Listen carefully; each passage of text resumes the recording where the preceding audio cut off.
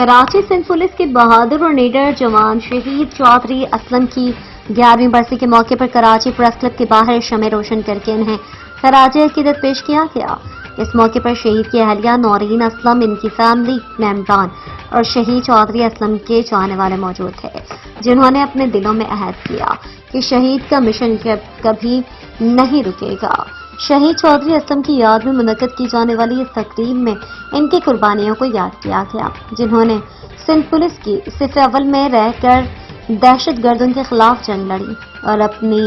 جان قربان کر دی۔ شہید کے چاہنے والوں نے اس بات کا اعادہ کیا کہ وہ چودھری اسلم کے مشن کو پورے عزم کے ساتھ جاری رکھیں گے۔ اس سال کی برسی پر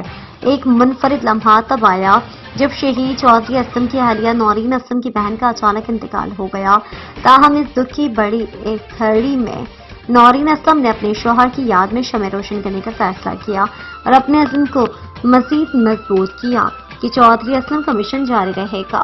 نورین اسلم نے رائل نیوز ٹی وی کے چیف رپورٹر کراچی جاوید محمد ارائیں سے خصوصی بات چیت کرتے ہوئے کہا کہ آج جب میں اپنے شوہر کی 11ویں برسی منا رہی ہوں، دل دکھ کے باوجود مجھے یقین ہے کہ چودھری اسلم کا مشن نہ صرف سندھ پولیس کے ہر جوان کے دل میں زندہ رہے گا بلکہ ان کی قربانیاں آنے والی نسلوں کے لیے مشعل راہ بنیں گی۔